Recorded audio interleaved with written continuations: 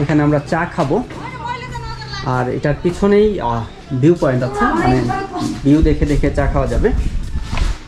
আর চা তৈরি হচ্ছে, এটা হচ্ছে দোকানের কিচেন, দুধ চা তৈরি হচ্ছে। Thank you. আর এখান থেকে ভিউটা এরকম। माना गाँव, फिर मैं तो वो सब कवर करके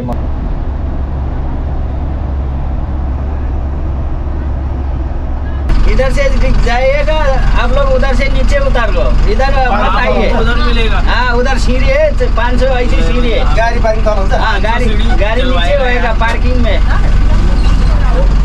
तो यहाँ क्यों नहीं बुला रहा वापस? इधर नहीं है ना, इधर रोकने के नहीं देता ना। अभी कौन सा स्पॉट में जाना है? शांति स्तूपा, पगोड़ा। शांति स्तूपा, पगोड़ा। उधर ज़्यादा साइलेंट रहने का, हल्ला नहीं करने का, क्योंकि उधर वो शांति स्तूपा है ना, इसीलिए उधर वीडियो करना अलाउड नहीं है, सिर्फ फोटो ही खींचना है। अंदर में वीडियो करना अलाउड नहीं है? वीडियो करना अलाउड नहीं है, बट फोटो से खींच सकते हैं। कितना टाइम लगेगा इधर जाने के लिए? इधर जाने के लिए टाइम लगेगा 5-6 मिनट। 5-6 मिनट लगेगा। ओके। আর এটা হচ্ছে পোখারা সিটি ভিউ, রাইট? এটা হচ্ছে পোখারা সিটি, আর এটা হচ্ছে লেক এখান থেকে আরো বেশি সুন্দর লাগছে। আমি তো একেবারে পরিষ্কার, খুব কাছে মনে হচ্ছে।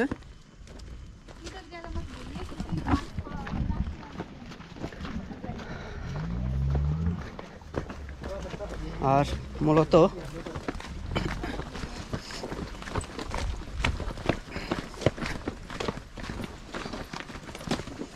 हाय हाय, आप यूट्यूबर हैं? हाँ आप यूट्यूबर है। आप किधर का?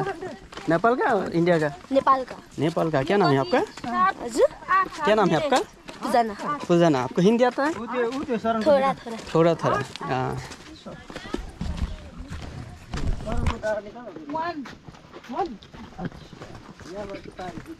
अब आपको ले चल रहे हैं शांति स्तूप।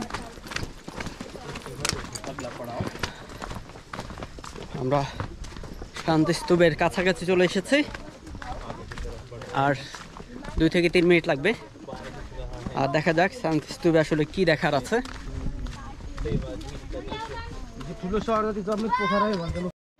শান্তি স্তূপের কাছেই চলে আসছি। এই দেখা যাচ্ছে সাদা একটা টেম্পল, আর এইখান থেকে শান্তি স্তূপ থেকে বোধহয় পোখারা সিটিটা আরও ভালো দেখা যাবে। আর এখানে কিছু ধুলনা আছে,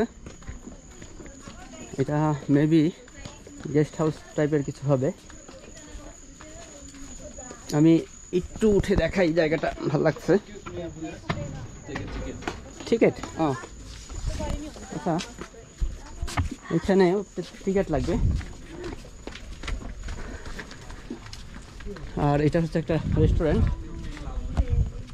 শান্তি স্তূপ দেখতে হলে এখন সিঁড়ি বেয়ে নিচের দিকে যেতে হবে। এখানে সিঁড়ির সংখ্যা হচ্ছে 600টি।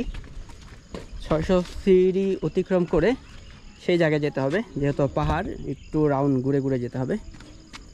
আর দেখতে অনেকটা এরকম। আর কাছে গিয়ে দেখাচ্ছি শান্তি স্তূপের পথে যাওয়ার পথে যে সিঁড়িটা, সেটা বেয়ে যাচ্ছি। আর এ হচ্ছে শান্তি স্তূপ। আর শান্তি স্তূপের পাশে একটা শান্তির দোকান বসেছে। এখানে কিছু হেড পাওয়া যাচ্ছে, বা কিছু জুয়েলারি পাওয়া যাচ্ছে। আর এটা হচ্ছে গেটটা যদিও এখন সম্ভবত বন্ধ। আর এখানে একটা ব্যাগ আছে, যেখানে আপনি পানি খেয়ে খাবার, অবশিষ্ট খাবার, টিস্যু, এটার ডাস্টবিন হিসেবে ব্যবহার করতে পারবেন। অবশেষে শান্তি স্তূপে এসে পৌঁছালাম। এই হচ্ছে শান্তি স্তূপে যাওয়ার রাস্তা। রোদটা না থাকলে ভালো লাগতো, মানে প্রচণ্ড রোদের জন্য একটু ঘেমে যাচ্ছে, এটা একটু বিরক্তিকর। হ্যালো। আর এই হচ্ছে এটা, আচ্ছা এটা হিন্দু না, এটা হচ্ছে বৌদ্ধ টেম্পল। শান্তিস্তূপে মূলত ভিডিও করা নিষেধ। আর এখান থেকে চমৎকার ভিউ দেখা যায়, লেক এবং শহরের ভিউ। শান্তিস্তূপ থেকে চলে যাচ্ছে, আর এটার ভিতরে ছবি তোলার পারমিশন আছে, কিন্তু ভিডিও করার পারমিশন নেই। আসলে ভিডিও করার মতো এরকম কিছু নেই। এই জায়গাটার নাম হচ্ছে শান্তিস্তূপ, মানে কেউ এখানে শব্দ করে কথা বলতে পারবে না, খুব সাউন্ডলেসভাবে কথা বলতে হবে। এবং পুরো জায়গাটায় একেবারেই শব্দহীন, মানে শব্দ দূষণ একেবারেই নেই। যারা আসে তাদেরকে নিষেধ করা হচ্ছে যে শব্দ করার জন্য। আর এই তো আমি এখন এখান থেকে বিদায় নিচ্ছি। যে রাস্তা দিয়ে উঠেছিলাম এটা আরেকটা রাস্তা দিয়ে নামছি, আর এই রাস্তাটা মোটামুটি কিছু দোকানপাট আছে, মানে হেঁটে যেতে খারাপ লাগবে না। বাচ্চা একটা মেয়ে আমাদের গাইড। আর যেহেতু একদিনে অনেক 10টা স্পট কভার করতে হবে, আর টাইমের বাইরে সময় দিতে পারছে না, মানে বাচ্চাটা বারবার টাইমকে ফলো করতে বলে।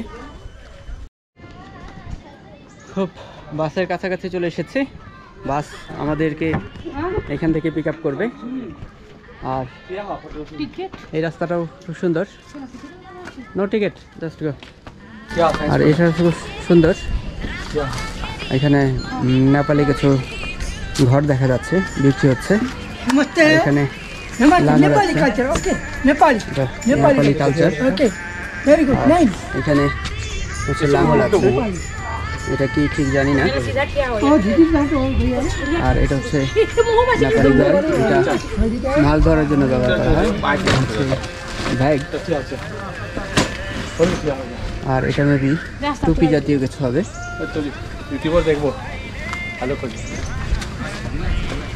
আর এই তো মূলত উনি বিক্রি করেন এবং নেপালি গান শুনছেন, এবং সেই গানের তালে তালে। বাংলাদেশ থেকে? জি, কথার অ্যাকসেন্ট থেকে বুঝতে পারছি। কলকাতা। এই মূলত, আর ওনার স্মাইলটা খুব চমৎকার করে হাসেন।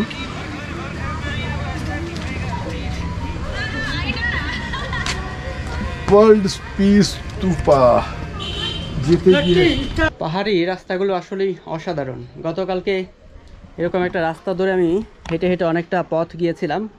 একটা সময় প্রচণ্ড রকম বৃষ্টি হলো, বৃষ্টিতে প্রায় 2 ঘন্টার মতো শেষ। পরে আসলে সেই মানে ডে লাইটটা হারিয়ে ফেলার কারণে আমি সেখানে ভিডিও ফুটেজগুলো নিতে পারিনি। খুব চমৎকার একটা রাস্তা ছিল। এখন বাসের কাছাকাছি চলে এসেছি, দেখা যাক। আরও এই গ্রুপ নিয়ে ট্রাভেল করাই হচ্ছে একটা সমস্যা। কিছু লোক খুব দ্রুত ভিজিটগুলো ট্রাভেল করে ফেলে, আর কিছু লোক খুব সময় নিয়ে ফেলে, যেগুলোকে পুশ করে করে নিয়ে আসতে হয়। এটা একটা সমস্যা। আর এখানে খুব সুন্দর জায়গা, যথেষ্ট ক্লাউড। আমাদের বাসটা একবারে ওই শেষ প্রান্তে।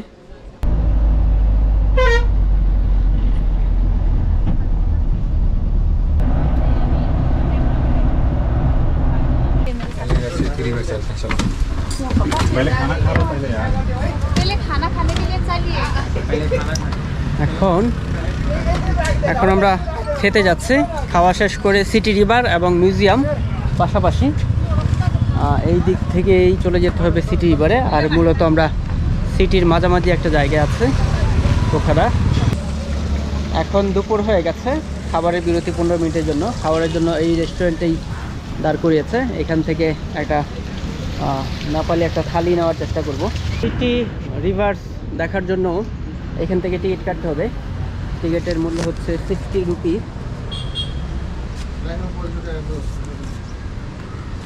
আর দেখা যাক সিটি রিভারটা আসলে দেখতে কেমন। আর মাত্র খাওয়া দাওয়া করে আসলাম ইন্ডিয়ান থালি। খাবারের মান এভারেজ, কয়েকটা স্তরে সম্ভবত নিচের দিকে যাব। আর সিটি রিভারটা পানি দেখে মনে হচ্ছে যে পাহাড় থেকে পানি নেমে এসেছে। এখানে একটা ছোট্ট ওয়াটারফলের মতো, মানে পানি যে যাচ্ছে এটা না, এই পানিটাই হয়তো ঘুরে কোনো দিক দিয়ে পড়ছে, মানে এই পানিটার কোনো শব্দ পাচ্ছি না আমি, কিন্তু বড় একটা পানি নিচের দিকে নামছে সেরকম একটা শব্দ হচ্ছে। আর এখানে একটা মন্দির টাইপের আছে, এখানে কেউ যেন টাকা পয়সা দিয়ে রাখছে, খালি টাকা পয়সা দেয়।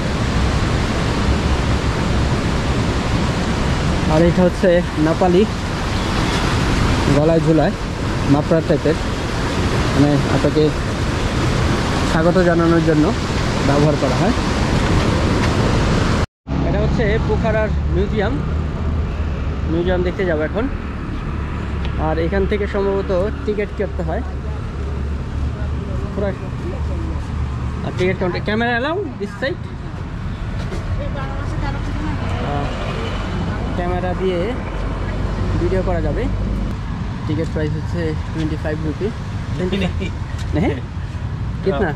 150 हो गया, मैंने दे दिया। इस दोनों का है ये। चलो आओ आओ हो जाएगा। ओह 150 का ज़्यादा है ना? हाँ बहुत ज़्यादा है, बहुत ज़्यादा है।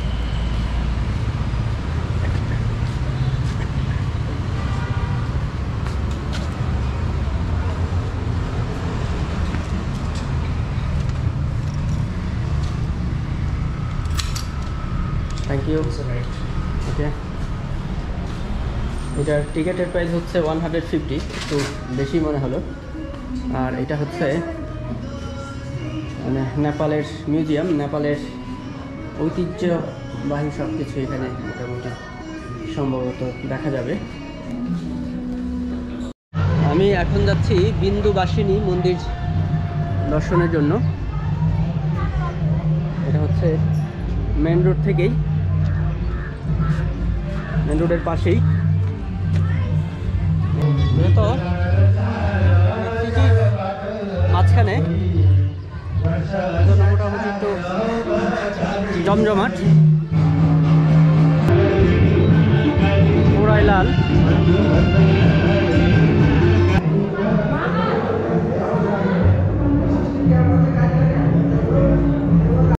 হিন্দুদের বোধহয় বিয়ের সিজন লেগেছে, এখানেও একটা বিয়ের অনুষ্ঠান হচ্ছে, বিয়ে করানো হচ্ছে।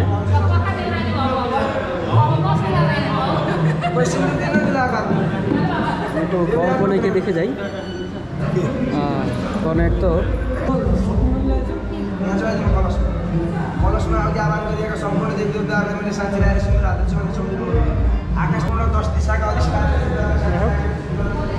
কি যেন বলে হাবি যাবি।